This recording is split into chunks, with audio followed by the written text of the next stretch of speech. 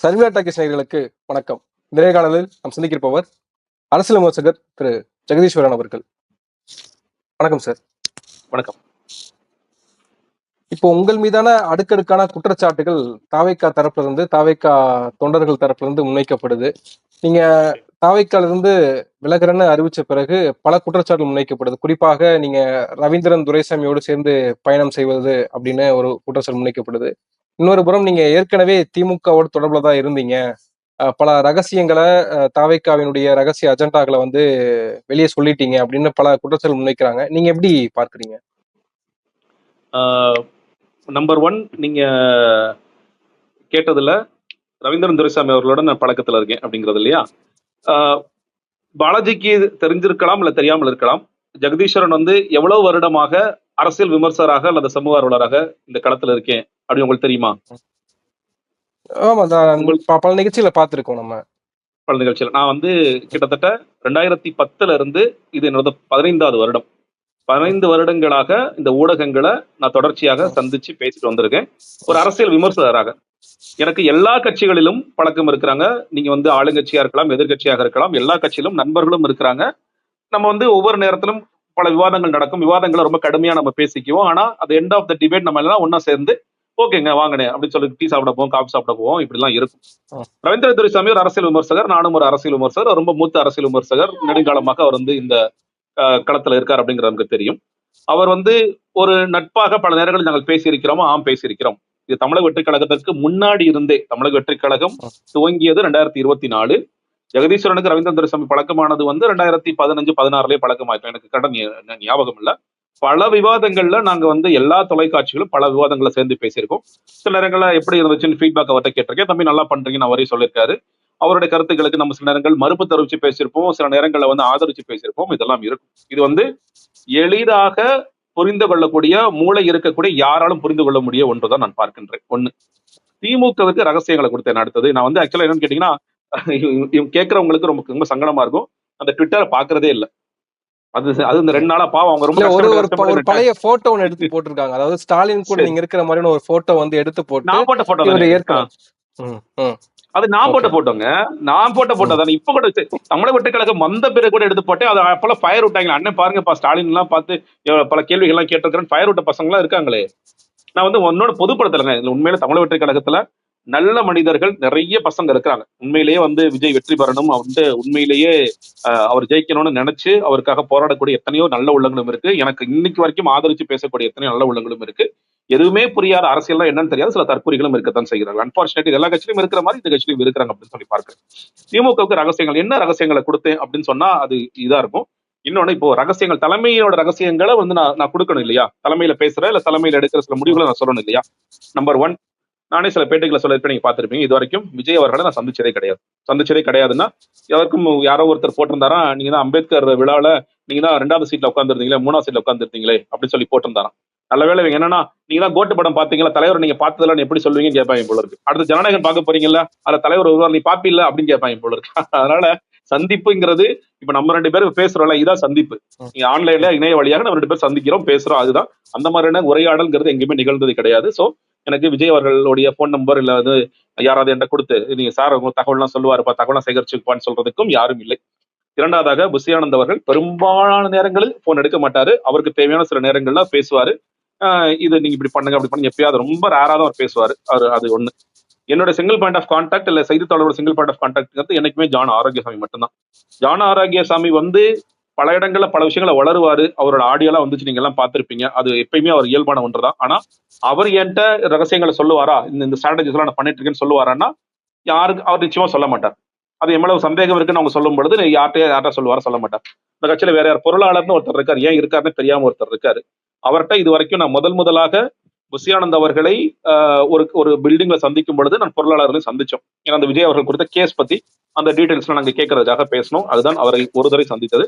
அதற்கு பிறகு அரசியல் பயிலரங்கத்துல சேலத்துல நடந்துச்சு. அப்ப நான் பார்த்தேன். அவருக்கு ஒரு வணக்கம் வச்சு அவர் திரும்ப வணக்கம் கூட வைக்கல. அவருக்கு இன்னும் யாரும் தெரியுமா தெரியாதான்னு கூட தெரியல. அந்த நிலையில தான் அவர் இருக்காரு. அதற்கு பிறகு அவருக்கு ஒரு தடவை 2 தடவை முயற்சி பண்ணேன். நான் அந்த ஜனவரிக்கு கடைசியில முயற்சி பண்ணேன். போன் பண்ணி முயற்சி பண்ணேன். எனக்கு ஏன் பொறுப்பு போடல எனக்கு தெரியலன்னு சொல்லி சொன்னேன். அவர் போனே எடுக்கல. அப்புறம் ஒரு தடவை எடுத்தாரு. நான் என்னன்னு பாக்குறேங்கன்னாரு. அதற்கு பிறகு என்ன விட்டுருங்கன்னு சொல்லிட்டு விட்டுட்டார். ஒட்டுமொத்தமாக நான் பொருளாளர்கிட்ட பேசுனதுன்னு பாத்தீங்கன்னா ஒரு தடவை அல்லது மேக்ஸிமம் அவர் ஒரு தடவை பார்த்து 2 தடவை பார்த்திருக்கேன், ஒரு தடவை பேசியிருக்கேன். இப்ப இந்த தலைமை பொறுப்புல இருக்கின்ற இவர்கள் யாராவது ஜெகதீஸ்வரன் இந்த தகவல்லாம் இருந்தா நீ வச்சுக்கோ, இதெல்லாம் போய் திமுக சொல்லுன்னு சொன்னாங்கன்னா சொல்லிருக்கலாம்.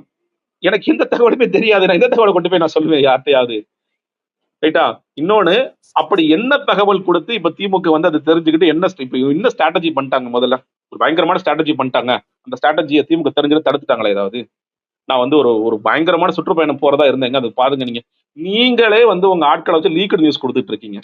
உங்களுக்கு தேவையான ஆட்களை வச்சு, செய்தியாளர்களை வச்சு, இந்த செய்தியை கசிய விடு. இன்னைக்கு முதற்கொண்டு ஒரு பத்திரிகையில ஒரு கசிய விட்டுருக்காங்க. இன்னைக்கு கூட பாஜகவோட ஒருபோதும் கூட்டணி இல்லை. அது இல்ல, அது கூட விடுங்க. நீங்க காங்கிரசும் தாவேக்கும் கூட்டணிக்கு போகின்றது, ராகுல் காந்தியை மீட் பண்ணிட்டாங்கன்னு ஒரு ஸ்டோரி பிளான் பண்றாங்க. ஏன்னா விஜய் அவர்கள் தொடர்ச்சியா ஏமாத்திட்டே இருக்கணும்ல சார். பாருங்க சார், அவங்க வந்துருவாங்க சார், இந்த கூட்டணியில இருந்து அவங்க வரப்போறாங்க சார், பிசிக்கு வரப்போகுது சார், காங்கிரஸ் வரப்போகுது சார், கம்யூனிஸ்ட் வரப்போகுது சார், இங்க எல்லாரும் வரப்போறாங்க சார், நம்ம தான் சார் ஆட்சி பிடிக்க போறோம். அவர் ஏமாத்திட்டே இருக்கிறதுக்கு இந்த மாதிரி பிளான்டட் ஸ்டோரிஸ்க்கான வேலைகளை ஒருத்தர் தொடர்ச்சியா பார்த்துட்டே இருக்காரு.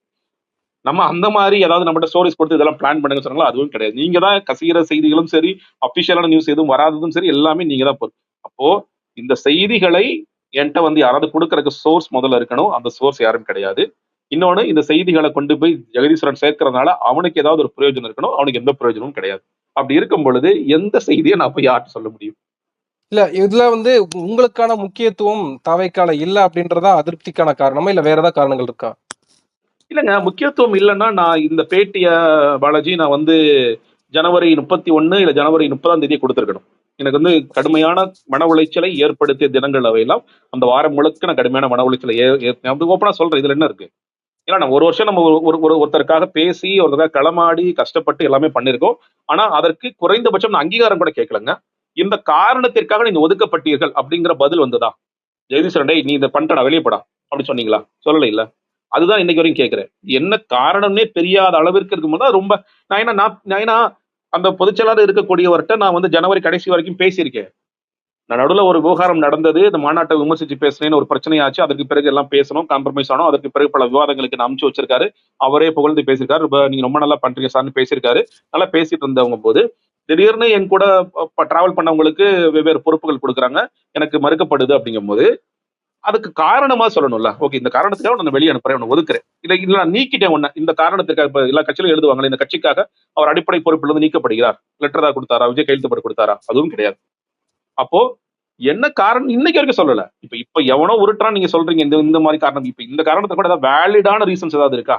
அவர்கிட்ட பேசினார், இவர்கிட்ட பேச ரவீந்திர பேசினா அப்ப நான் சொல்றேன், ஜான் ஆரோக்கியசாமியை இந்த களத்துக்கு கூட்டிட்டு ஜான் ஆரோக்கியசாமி தான் பொலிட்டிகல் ஸ்ட்ராட்டஜிஸ்டா இருக்காரு.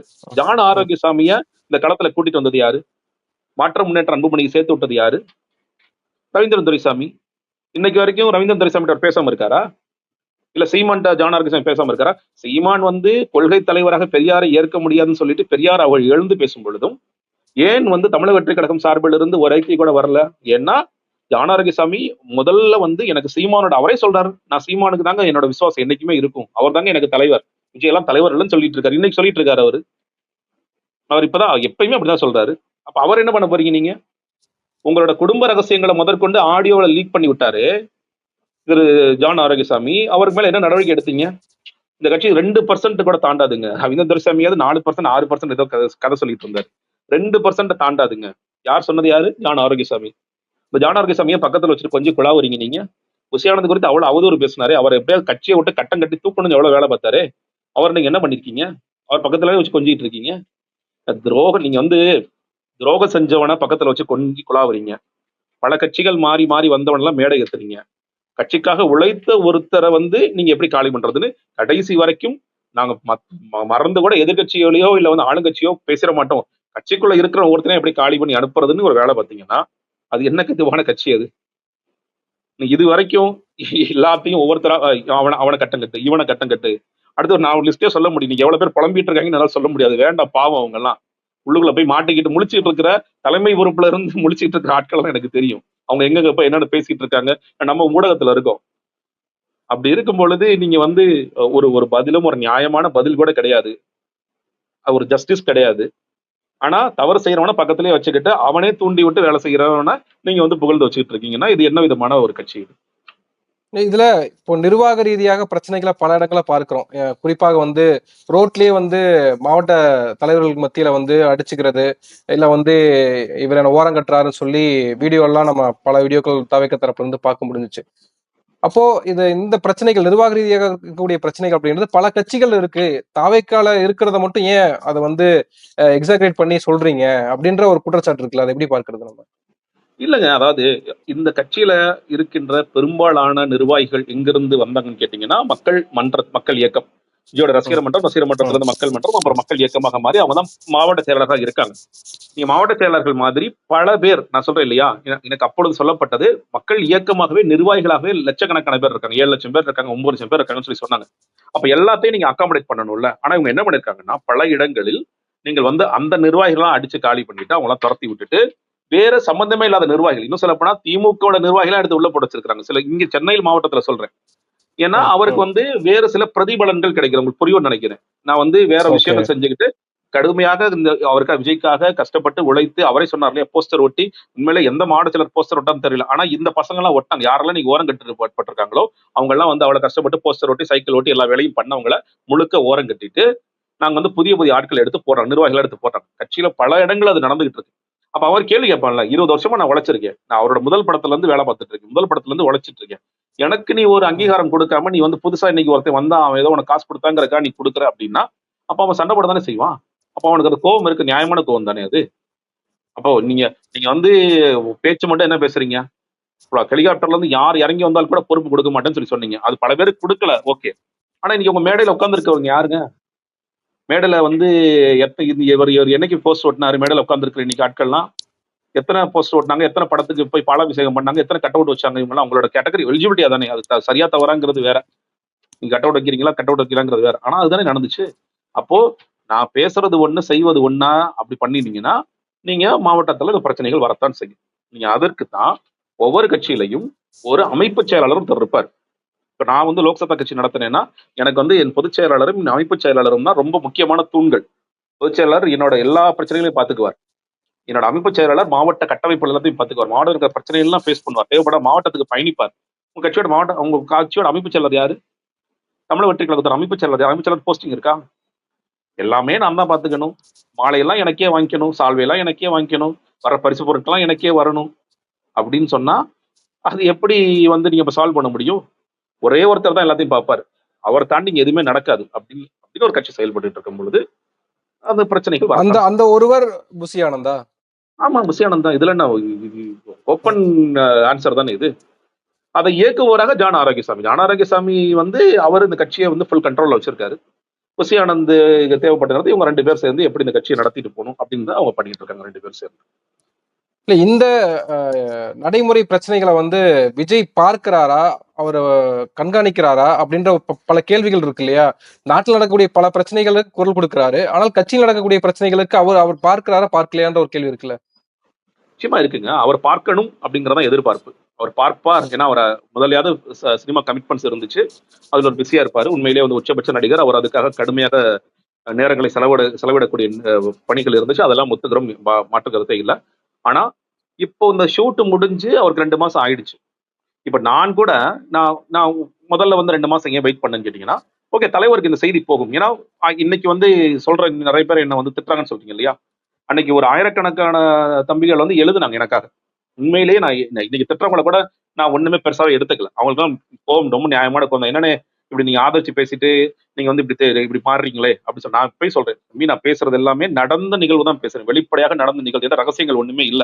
நான் ஏதோ ரகசியமா ஒரு விஷயம் நடந்துச்சு அதை நான் உன்ட்ட சொல்றேன். இல்ல வெளிப்படையாக நடந்த விஷயங்கள் தான் சொல்றேன். ஆமா, அன்னைக்கு வந்து அவ்வளவு பேர் எழுதுனாங்க. எழுதும்போது கூட நான் எதுக்கு வெயிட் பண்ணேன்னா, சார் எப்படி இருந்தாலும் கட்சி தலைவர் அவருடைய பார்வைக்கு போகும்.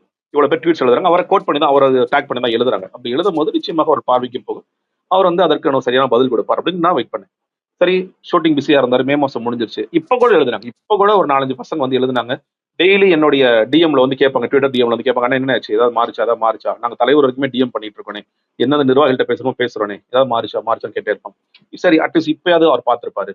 யாராருக்கெல்லாம் பிரச்சனை இருக்கு. ஏங்க, தேனியில ஒரு பொண்ணு வந்து விஷம் குடிச்சிருன்னு சொல்லுச்சுங்க. அதுக்கப்புறம் அது யாரோ தடுத்தாங்க. அதுக்கு பிறகு அது பெரிய வீடியோ போட்டுச்சுங்க. தேனியில அவ்வளவு அக்கிரமம் நடக்குது, அநியாயம் நடக்குது, நான் என்ன தலைவரை நம்புறேன்னு சொல்லிட்டு பெரிய வீடியோ போட்டுச்சுங்க. என்னங்க ஆச்சு அந்த பொண்ணு? சத்யா நினைக்கிறேன் அந்த பொண்ணு பேரு. என்ன என்ன என்ன என்ன பண்ணாரு விஜய்? விஷம் குடிச்சிருன்னு பொண்ணு வந்து சொல்லிட்டு உங்களுக்காக நான் 20 வருஷம் உழைச்சிருக்கேன்னா இன்னைக்கும் அவர் பேரை சொல்லிதான் அது சேவ் பண்ணிட்டு இருக்கு. அது இன்னைக்கும் அன்பு வச்சு சேவ் பண்ணிட்டு இருக்கு. அவருக்கு நீங்க என்ன பண்ணீங்க? அந்த பொண்ணுக்கு கூப்பிட்டு கேட்டீங்களா அட்லீஸ்ட்? இல்ல யார் மூலியமாவது என்னப்பா நீ ஏதோ ஒரு மூலியமா தொடர்பு, நான் டேரக்டா போன் பேச முடியாது வந்துட்டேன், வேற ஒருத்தர் மூலியமா எனக்கு எனக்கு வந்து நம்பிக்கைக்குரிய ஒரு ஆள் மூலியமா, என்னோட நண்பர்கள் மூலியமா என்னாச்சுன்னு பார்த்துட்டு வந்து ஏதாவது சொன்னீங்களா? இந்த பொண்ணுக்கு ஏதாவது நிவாரணம் கொடுத்தீங்களா? தீர்வு சொன்னீங்களா? எதுவுமே சொல்லலையே. இப்படி பல பேர் வந்து போகும் பொழுதெல்லாம் அதெல்லாம் பத்தி எனக்கு எந்த விதமான அக்கறையும் இல்லைன்னு ஒருத்தர் இருக்க முடியாதுல்ல. ஃபுல் டைமா ஆன பிறகு, முழு நேர அரசியல்வாதியா ஆன பிறகும் அப்படித்தான் செயல்பட்டு இருக்க முடியாது. அதுதான் நான் சொல்றேன். அது மாற்ற வேண்டிய அவசியம் இருக்கிறது. ஏன்னா நீங்க இதெல்லாம் ஒண்ணுமே இல்லைங்க. இந்த கட்டமைப்பு பிரச்சனைகள் ஜெகதீஸ்வரனோ இல்ல வந்து மற்றவர்களோ ஒரு இஷ்யூவே இல்லைங்க. ஒரு லார்ஜர் ஸ்கீம் ஆஃப் திங்ஸ்ல நாளைக்கு நீங்க சட்டமன்றத்துக்கு போறேன்னு சொல்றீங்க. நீங்க சட்டமன்றத்துல போய் மக்களோட பிரச்சனைகளை பேச போறேன்னு சொல்றீங்க. அப்ப நீங்க எப்படி இதை அட்ரஸ் பண்ணுவீங்க? ஏங்க, கட்சி உங்களுக்கு என்னங்க கத்து கொடுக்குது? கட்சி வந்து கட்டமைப்பு ரீதியாக இவ்வளவு சேலஞ்சஸ் ஏன் கொடுக்குதுன்னா, நாளைக்கு நீ ஒரு கட்சியை நீ சரியா நிர்வகிச்சுனா, ஒரு குடும்பத்தை நிர்வகிச்சுனா கட்சியை நிர்வகிக்கலாம். கட்சியை நிர்வகிச்சுனா நீ வந்து நாளைக்கு ஒரு நாட்டை நிர்வகிக்கலாங்கிறதுக்கான ஒரு பாலபலம் தான் கட்சி. ஆனா கட்சி பத்தியே நான் வந்து எதுவுமே யோசிக்க மாட்டேன்னு சொல்ற ஒருத்தர் நாளைக்கு எப்படி நாட்டை நிர்வகிப்பாரு? இதுல நீங்க சரியா சொன்னீங்க. அதாவது நானோ இல்ல வந்து கட்சியினுடைய கட்டமைப்போ அதெல்லாம் கூட பிரச்சனை இல்லை. நாட்டை ஆள்கிற போதுதான் இங்க பிரச்சனை வருது அப்படின்றப்போ அவங்க அரசியல் ரீதியாக அடுத்த கட்ட நகர்வுகளுக்கு போயிட்டே இருக்காங்க தாவேக்கா. குறிப்பா நாளைக்கு கூட வந்து அஜித்தினுடைய படுகொலையை கண்டிச்சு நாளைக்கு சென்னையில ஆர்ப்பாட்டம் அறிவிச்சிருக்காங்க. அந்த ஆர்ப்பாட்டத்தில் விஜய் பங்கேற்க போறாரு. முதல் ஆர்ப்பாட்டத்தில் பங்கேற்க போறாருன்ற ஒரு பெரிய எதிர்பார்ப்பு இருக்கு. அப்போ அரசியல் ரீதியாக தாவேக்கா ஸ்ட்ராங் ஆயிட்டே இருக்கு. பெரிய எதிர்பார்ப்பை உருவாக்கிட்டே இருக்கு. இன்னைக்கு கூட பாஜக அமித்ஷா சொல்கிற போது கூட வந்து நிறைய பேர்ட்ட கூப்பிடுவோம்னு சொல்றாங்க. அதுக்கு 100% இல்ல 1000% வந்து பாஜகவோட கூட்டணி இல்லை அப்படின்னு சொல்றாங்க தாவேக்கா. சோ ஒரு ஒரு ஒரு பொலிட்டிக்கல் பவராக மாறிட்டே இருக்காங்க நாளுக்கு நாள் அப்படின்னு சொல்லப்படுது. அப்ப அந்த விஷயத்த நம்ம எப்படி எடுத்துக்கிறது? இல்லங்க, நான் அதுதான் எதிர்பார்க்கிறேன். நானும் ஸ்ட்ராங் ஆகுங்கன்னு தான் சொல்றேன். செயற்குழு கூட்டத்துல பரந்தூர் மக்களுக்கு தேவை என்றால் நான் மக்களை அழைத்துக் கொண்டு தலைமைச் செயலகம் போயின்னு சேலஞ்ச் பண்றாருல்ல, அதை செயல்படுத்துங்க.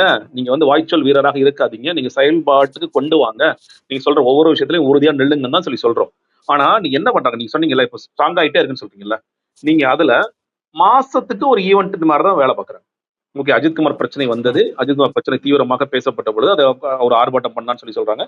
நாங்க வந்து அந்த வழக்கிலையும் சேர்ந்துக்கிறேன்னு சொல்றாங்க. நீங்க இது மாதிரி ஆயிரக்கணக்கான பிரச்சனைகள் இங்க இருக்கு. அஜித்குமார் பிரச்சனை ஒரு பிரச்சனை, முக்கியமான பிரச்சனை, கையில் எடுக்கிறீங்க, சந்தோஷம். ஆயிரக்கணக்கான பிரச்சனைக்கும் நீங்க அட்ரஸ் பண்ண வேண்டிய அவசியம், ஆயிரக்கணக்கான அட்லீஸ்ட் நூற்றுக்கணக்கான பிரச்சனைக்கு அட்ரஸ் பண்ண வேண்டிய அவசியம் இருக்குல்ல. நீங்க உங்க மாவட்ட செயலாளர்களை முடுக்கி விட்டு அந்தந்த ஊர்களில் இந்த பிரச்சனை கையில் எடுங்கப்பா, நான் தேவைப்பட்ட நேரத்துக்கு நான் வர்றேன் நான் அப்படின்னு சொல்றதானே சரியாக இருக்கும். நீங்க பலமா இருக்குன்னா நீங்க நிறைய சர்வேஸ் எல்லாம் நம்மளும் போடலாம். 30 தாண்டிட்டோம், 42 தாண்டிட்டோம், 58க்கு போயிட்டோம், 110க்கு கூட போயிட்டோம்னு கூட சொல்லலாம்.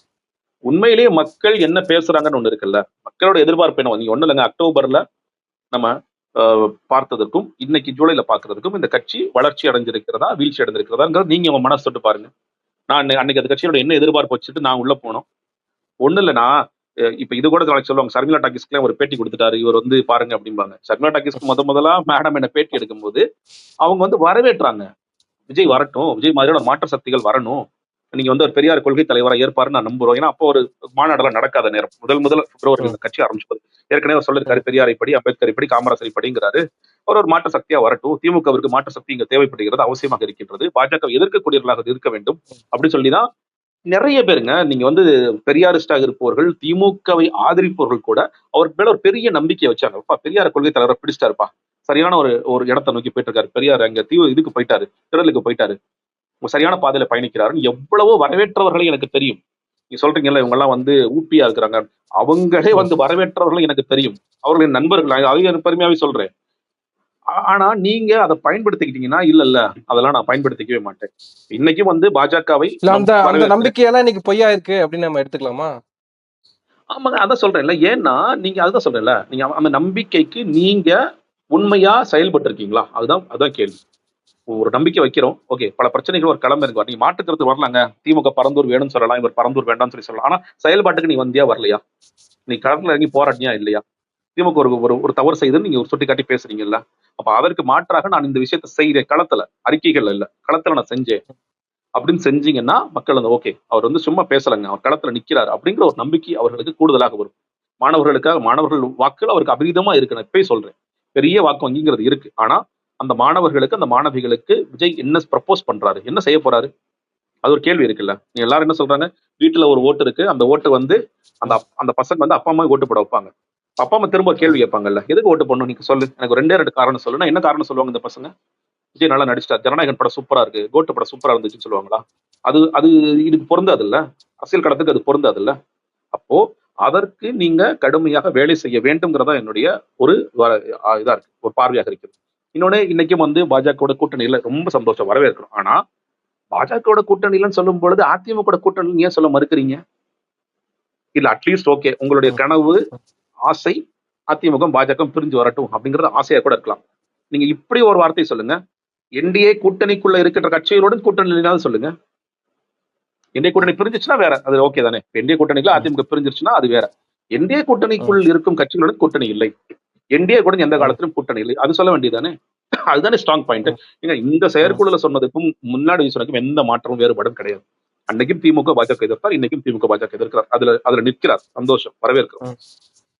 அதிமுக உள்ள போயிருச்சுல்ல, நீ இன்னமும் உங்களை ஏமாத்திட்டே இருக்கிறாங்களா? அதிமுக வந்துருங்க, காங்கிரஸ் வந்துருங்க, முதலமைச்சர் வேட்பாளர் விஜய் தான் அப்படின்றப்போ வேற எந்த கட்சிகளும் வரமாட்டாங்கல்ல இயல்பாகவே? இல்லைங்க, வரமாட்டாங்க. அப்புறம் எதுக்கு மறுபடியும் வந்து அதிமுக நீங்க பேச மறுக்கிறீங்க? அதிமுக வந்து ஒரு தீர்ப்பு கொடுத்துட்டாங்க, அதிமுக இன்னைக்கு மும்முனை போட்டின்னு சொல்றீங்கல்ல, மும்முனை போட்டின்னு சொல்லிய பிறகு, நீங்களே உங்க மும்முனை போட்டின்னு சொல்லிய பிறகு, மும்முனை போட்டியில அதிமுகவை வீழ்த்தாமல், அடிக்காமல் நாங்கள் எப்படி அதிமுகவை தாண்டி வரப்போறோம்? எதிர்கட்சியாகவோ ஆளுங்கட்சியாகவோ எப்படி வரப்போறோம்? அப்போ இது ஸ்ட்ராட்டஜியா? இதெல்லாம் ஒரு ஸ்ட்ராட்டஜியா? அதிமுக ஊழல் குறித்து எங்களுக்கு ஒரு பார்வை இருக்கு, ஆனால் அதிமுக ஊழல் குறித்து நாங்கள் பேச மாட்டோம். அப்பதான் அந்த அதிமுக வாக்கு, சில பேர் என்ன சொல்றாங்கன்னா, அதிமுக டச் பண்ணாம இருந்தா அதிமுக வாக்கள் விழும். இது புது லாஜிக்கா இருக்கு. அப்ப திமுகவை அடிக்காம இருங்க, திமுக வாக்கள் வந்துடும். பாஜக அடிக்காம இருங்க, பாஜக வாக்கள் வந்துடும். 100% வாக்கள் எடுத்துட்டு போயிடலாமே, எதுக்கு அடிக்கிறீங்க? வித்தியாசமான சில ஸ்ட்ராட்டஜிஸ் எல்லாம் முன்வைக்கிறாங்க. எனக்கு புரியல, என்னோட அரசியல் அறிவுக்கு புரியல. ஆனா இது சொல்லும் பொழுது அதிமுக உங்களுக்கு ஆசையாக இருந்தால் கூட என்டிஏ கூட்டணியில் இருக்கும் கட்சிகளுடன் இன்று இல்ல என்டிஏக்குள் நாங்கள் என்றும் என்னைக்கும் போக மாட்டோம் அப்படிங்கிறத நீங்கள் உறுதிப்படுத்தி கொண்டே இருக்க வேண்டிய அவசியம் இருக்கு. நான் நம்புறேன், ஆனா பாஜக எந்த காலத்திலும் போக மாட்டார் நான் நம்புறேன். அந்த முழு நம்பிக்கை தாவேக்குள்ள இருக்க ஒட்டுமொத்த நபர்களுக்கும் இருக்கிறது. ஏன்னா அந்த நம்பிக்கை உடஞ்சிருச்சுன்னா it will be political suicide for Vijay. அரசியல் தற்கொலையாகத்தான் முடியும் என்பது தமிழக வெற்றி கழக தோழர்களுக்கு நல்லா தெரியும். இன்னொரு பக்கம் நீங்க அதிமுக அடிக்கலன்னு கேட்கிறப்போ ஐடியாலஜிக்கலாகவும் இப்ப அறநிலைத்துறை குறித்து ஒரு சர்ச்சை எழுது. அது வந்து வெறும் திமுக அறநிலைத்துறைனா திமுக சார்ந்து மட்டுமே அதை பார்க்க முடியாது இல்லையா? இப்ப அறநிலைத்துறைன்றது ஒரு துறை இருக்கு, அது அது மூலியமா கல்லூரியை கட்டியிருக்காங்க, கல்லூரியில வந்து எல்லா மக்களும் படிக்கிறாங்கன்றப்போ அதுக்கான கருத்துக்களும் ஒவ்வொரு அரசியல் கட்சிகளும் சொல்றப்போ தாவேக்கனுடைய அதனுடைய நிலைப்பாடு என்னவாக இருக்கு? இப்ப பெரியார் பற்றி சீமான் இழிவுபடுத்துகிற போது அங்க என்ன நிலைப்பாடு இருக்கு? திருப்பரங்குன்ற இஷ்யூல அப்போ தாவேக்கனுடைய நிலைப்பாடு என்னவாக இருக்குன்ற ஒரு எதிர்பார்ப்பு ஐடியாலஜிக்கலா தேவைப்படுது இல்லையா? அதெல்லாம் வந்து விஜய் கிட்ட சொல்றாங்களா, இல்ல வந்து யாராவது வேண்டாம் மறுக்கிறத ஒரு ஸ்ட்ராட்டஜியா ஃபாலோ பண்றாங்களா? இல்லைங்க, சொல்லணும். அறநிலைத்துறை குறித்து உங்களுடைய பார்வை என்ன? பாஜக சொல்ற மாதிரி, பாஜக நான் சொல்றது பாஜக அதே கொள்கை எடுக்கிறேன்னு இல்ல. பாஜக சொல்ற மாதிரி நீங்க கோயிலை விட்டு எல்லாம் வெளியே போங்க, அறநிலைத்துறைக்கு என்ன வேலை அப்படின்னு சொல்ல போறீங்களா? இல்ல திமுக மாதிரி அறநிலைத்துறை தான் இந்த கண்ட்ரோல்லாம் வச்சுக்கணும், அரங்காவலர்கள் மூலியமா தான் நடக்கணும்னு சொல்ல போறீங்களா? அப்படிங்கிறத கிளாரிஃபை பண்ண வேண்டிய அவசியம் இருக்கு. ஏன்னா ஒரு எதிர்கட்சி தலைவர் அது குறித்து பேசும்பொழுது உங்களுடைய கருத்துக்கள் என்ன? பொண்ணுல முருகபக்தர்கள் மாநாட்டுல அவங்க போட்டதற்கு அந்த கட்சியுடைய கொள்கை பரப்பு செயலாளர் வந்து ஒரு பதிவு எழுதினாரு. அதற்கு பிறகு இந்த செயற்குழு தீர்மானங்கள்ல கூட என்னைக்கும் நாங்க வந்து பெரியார் அண்ணாவெல்லாம் நாங்க இகழ்றதை நாங்க ஏத்துக்க மாட்டோம்னு சொல்லிட்டு நீங்க பேசுறீங்க. ஓகே, வரவேற்கிறோம். ஆனா ஒவ்வொரு நேரத்திலும் இந்த மாதிரியான பிரச்சனைகள் வரும்பொழுது உங்களுடைய ஸ்டாண்ட் என்ன? நீங்க ஒண்ணு இல்ல, நீங்க இடஒதுக்கீடு குறித்து கூட இன்னைக்கு வரைக்கும் தாவேக்கு என்ன பேசியிருக்கு? இடஒதுக்கீடு குறித்து ஓகே 10.5 ஏற்கிறோமா எதிர்க்கிறோமா? அருந்ததியர் உள்ள இடஒதுக்கீடு ஏற்கிறோமா எதிர்க்கிறோமா? இதெல்லாம் நீங்க பேச வேண்டிய நேரம் இருக்கு, பேச வேண்டிய அவசியம் வந்து விட்டது. நீங்க போய் அங்க நின்றுட்டு வட மாவட்டங்கள் நின்று என்ன பேசுவீங்க? பத்திரை நாங்க ஆதரிக்கிறோம் சொல்லுவீங்களா, எதிர்க்கிறோம் சொல்லுவீங்களா? நீங்க வந்து தென் மாவட்டங்கள்ல போய் பத்திரை ஆதரிக்கிறோம் எதிர்க்கிறேன்னு சொல்லுவீங்களா? அருந்ததியர் உள் இடஒதுக்கீடு சரியானதுன்னு சொல்லுவீங்களா? சுப்ரீம் கோர்ட்டோட பார்வை சரின்னு சொல்லுவீங்களா? இல்ல நீங்க என்ன சொல்ல போறீங்க? என்ன அதுக்கு மாற்றத்திட்டங்கள் வைக்க போறீங்க? நீங்க வந்து உடனே ஜாதிவாரி கணக்கெடுப்பு எடுத்து எல்லாம் பாத்துக்கலாம். ஜாதிவாரி கணக்கெடுப்பு எடுங்க, உங்களுடைய பார்வை என்னவாக இருக்கிற போகிறது? நீங்க பத்திரையை ஆதரிக்கிறீங்களா, எதிர்க்கிறீங்களா? இல்ல இது வந்து இல்ல டேட்டாவா எங்கள்கிட்ட இருக்கு, பத்திரை வந்து கொடுத்ததுனால வன்னியர்களே பெருசா பாதிக்கப்படுறாங்க, அவங்க வந்து 12 13 போயிட்டு இருந்தாங்க அப்படின்னு முன்வைக்க போறீங்களா? அப்படிங்கிறத அந்த கிளாரிட்டி உங்கள்கிட்ட வேணும். எல்லா இஷ்யூஸ்லயும் வேணும். எல்லாமே பேசித்தான் ஆக வேண்டும். பேசாமல் நீங்க கடந்து விடலாம் என்று நினைத்தால் மக்கள் அதற்கெல்லாம் பதிலடி கொடுப்பார்கள். ஏன்னா 2 கட்சி பேசுது. இப்ப வந்து யாருமே பேசாம தவிர்த்துட்டாங்கன்னா பிரச்சனையே இல்லை. பத்திரை குறித்து திமுக பேசுறது இல்ல, அதிமுக பேசுறது இல்ல, அவங்க கடந்து போயிட்டாங்க, அது பாத்துக்கலாம்னா பிரச்சனையே இல்லை. யாருமே பேச வேண்டிய அவசியம் இல்லை. ஆனால் மற்றவர்கள் பேசும்பொழுது நீங்களும் பேசித்தான் ஆக வேண்டும். ஒவ்வொரு விஷயத்திலும் உங்கள் நிலைப்பாட்டை சொல்லித்தான் ஆக வேண்டும். இதுல இந்த voice of common, Aadhav Arjuna, இப்ப பிரஸ்டீஜ் பாலிகன்ல அதுக்கு தனியா ஒரு அலுவலகம் போட்டு ஒரு ஐடி கம்பெனி மாதிரி ரன் பண்ணிட்டு இருக்காங்க. இப்ப அவங்களுடைய அந்த ஒர்க் என்னவாக இருக்கு? அங்க கட்சி நிர்வாகிகள் எல்லாம் போய் பார்வையிடுறாங்க. அது ஒரு எழுச்சியாக பார்க்கப்படுறது. அது அது நம்ம அந்த சினரி நீங்க எப்படி எடுத்துக்கிறீங்க? இல்லைங்க, அவங்க strategical team voice of common அப்படிதான் வந்து சைன் பண்ணியிருக்காங்கன்னு நான் நினைக்கிறேன். ஏன்னா அப்பொழுது ம், பார்க்கும் பொழுது கான்ட்ராக்ட்லாம் சைன் பண்றாங்க, டிவிக்கே வாய்ஸ் ஆஃப் காமன்ஸும் சைன் பண்றாங்க ம், அப்படின்னு சொல்லி சொன்னாங்க. அவங்க வந்து தமிழக வெற்றி கழகத்திற்காக வேலை செய்ய போயிருந்தது தான். அவங்க முதல்ல வந்து பிகே டீம்னு சொல்லி சொன்னாங்க, பிகேவே ரெக்ரூட் பண்றாருன்னு சொல்லி சில பிடிஎஃப் ஃபைல்ஸ்லாம் வந்துச்சு. அதுக்கு பிறகு பிகே ஃபைல்னு சொல்லி சொல்லிட்டாரு. அப்ப ஆதவ அர்ஜுனாவுடைய டீம் தான். ஆதவ அர்ஜுனா வந்து ஒரு 40 பேர் வரைக்கும் ரெக்ரூட் பண்ணிருக்காங்க அப்படின்ட்டு அங்க இருக்கிற பசங்க சொல்றாங்க. 40 பேர் வரைக்கும் நாங்க இருக்கோம்னு சொல்லி சொல்றாங்க.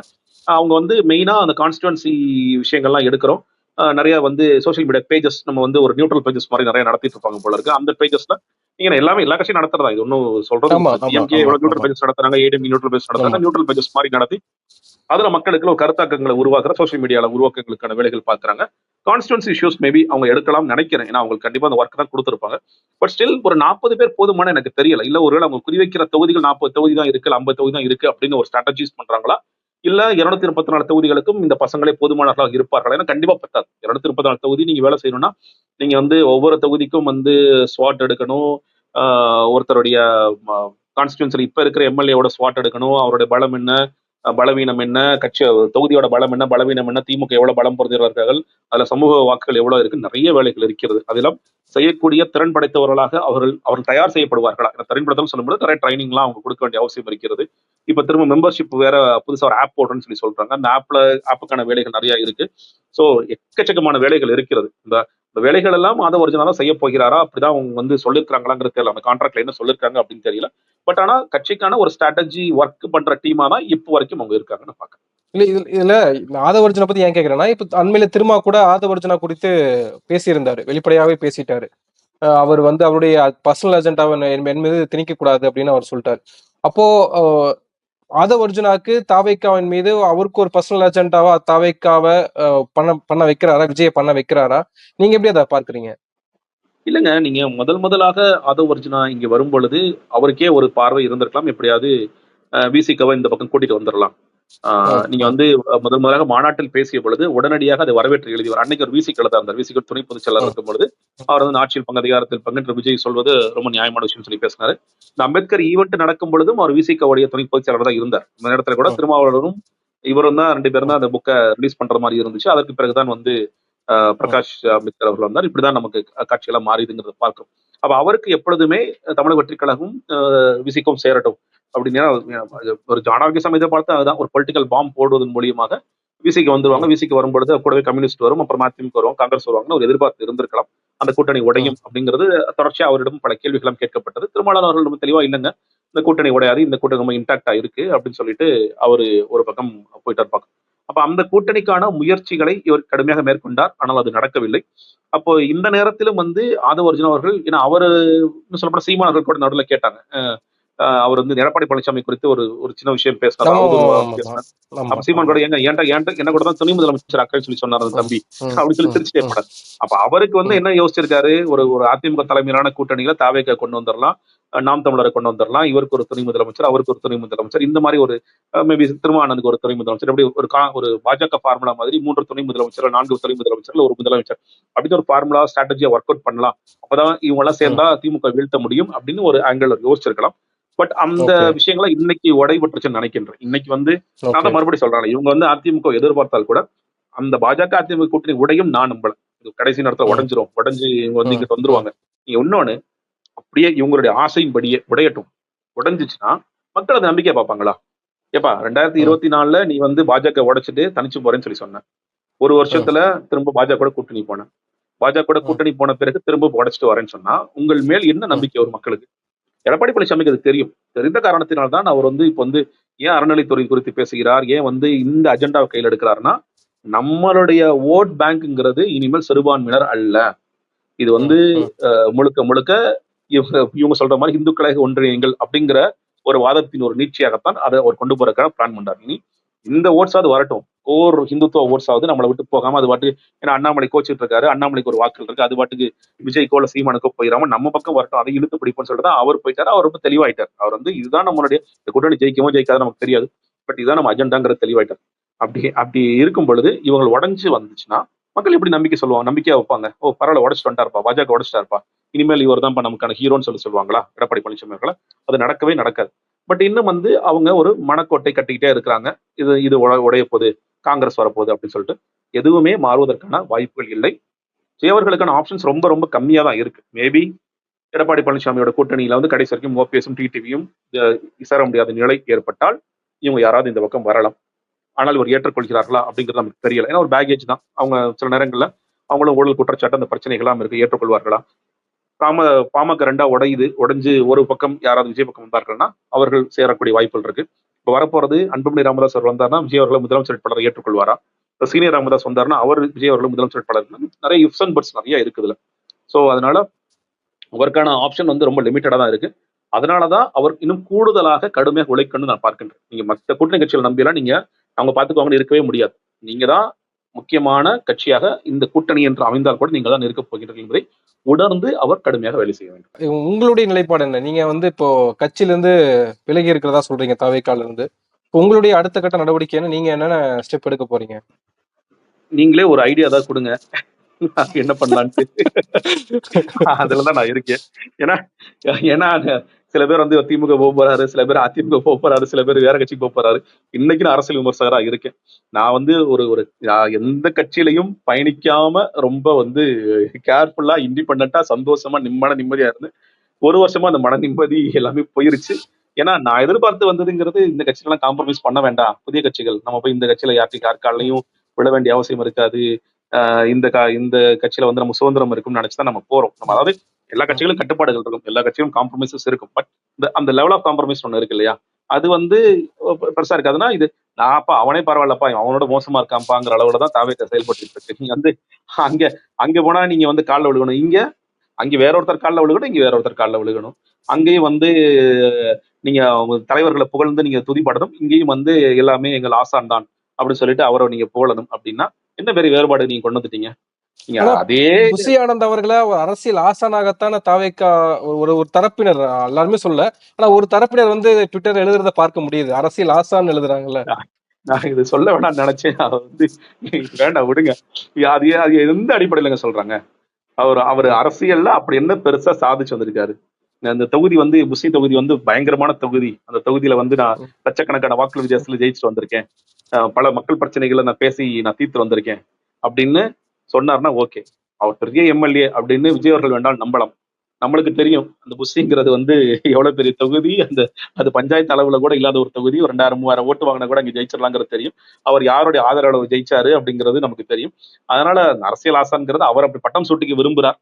அதற்கு ஒரு கும்பல் வச்சிருக்கார். அந்த கும்பல் தொடர்ச்சியாக ஒரு அரசியல் ஆசானைன்னு போல்ந்துகிட்டே இருக்கும். ஆசானை கொண்டு போய் டீ கடை திறந்துவீங்க ஆசானே, சலூன் கடை திறந்துவீங்க ஆசானேன்னு அது தொடர்ச்சியா நடந்துகிட்டே இருக்கும். அதெல்லாம் அது அதான் சொல்றேன், நீங்க ஒரு மாற்றத்தை முன்வைக்கின்ற ஒரு கட்சியாக, ஒரு புதிய தலைமுறைக்கான கட்சியாக வருகின்ற கட்சிகள் இப்படித்தான் செயல்பட போகிறதுன்னா இருக்கிற கட்சிகளே பரவாயில்லைங்கிற ஒரு தோற்றம் வந்துவிடும். அதற்கு நீங்க நான் புதிய கட்சி, நான் ஒரு புதிய நான் விஜய் மேல எந்த குற்றச்சாட்டும் வைக்கல. நீங்க பாத்தீங்கன்னா விஜய் அவர்கள் அவர் காலில் விழ சொல்றாரா? இல்ல. அவர் எப்பா என் காலில் விழு, நீ என்ன புகழ்ந்து பேசு, என்ன நீ தளபதி ஆனா இன்னைக்கு தேவையில்லாம வெற்றி தலைவர் இவங்களா பட்டம் சொல்லிக்கிறாங்க. எடப்பாடி பழனிசாமிக்கும் ஸ்டாலின் அவர்களுக்கும் கொடுக்குற மாதிரி பட்டத்தை கொடுத்தாரு. என்ன வெற்றி தலைவர்? வெற்றியை ப்ரூவ் பண்ணுங்க, தானா நீங்க வெற்றி தலைவர். வெற்றியை பெறாம சும்மா பட்டம் சூட்டிக் கொள்வதில் அதான் சொல்லல, மற்ற கட்சிகளை போல இவங்களும் அதே மாதிரியான விஷயங்களை செய்வதில் எந்த அர்த்தமும் கிடையாது. ஏற்கனவே தளபதினு ஒரு பட்டம் இருக்கு, சினிமாவில் வந்த பட்டம், அந்த பட்டத்தை வச்சுக்க வேண்டியதான். இன்னும் வெற்றி தலைவர் இன்னொரு பட்டம் பேர் எனக்கு வேணும்னு அவர் கேட்கவே இல்லை. இவங்களா மறுபடியும் அதை திணிக்கிறதுக்கான வேலைகளை பார்த்துட்டு இருக்காங்க. எந்த வேறுபாடுகளும் இல்லாமல் தான் இந்த கட்சியும் பயணித்துட்டு இருக்கு அப்படின்னு நான் பார்க்கணும். அதனால என்னுடைய முடிவுங்கிறதே இன்றைய நம்ம பேசிட்டு இருக்க இந்த நேரத்தில் நான் ஒரு அரசியல் விமர்சகராக நான் பயணிச்சுட்டு இருக்கேன். எதிர்கால முடிவுங்கிறது உண்மையிலே எனக்கு தெரியலைங்க. நான் ஏதாவது கட்சிகளுக்கு பயணிப்பேனா, போவேனா, மாட்டேனா அப்படிங்கிறது எல்லாமே ரொம்ப ஆழ்ந்து சிந்திக்க வேண்டிய ஒரு விஷயமா தான் பார்க்கின்றேன். ரொம்ப வருஷமா அதெல்லாம் தவிர்த்துட்டு வந்துட்டு தான் ஒரு நம்பிக்கையா ஒரு கட்சியில் சேர்கிறோம். அந்த கட்சியும் சரியில்லை என்னும் பொழுது நம்ம அடுத்தடுத்து கொஞ்சம் நிதானமாக தான் யோசிச்சு முடிவு எடுக்கணும் பாருங்க. நன்றி, பொறுமையா நிறைய விஷயங்களை பகிர்ந்துருக்கீங்க. உங்க நேரத்துக்கு மிக்க நன்றி.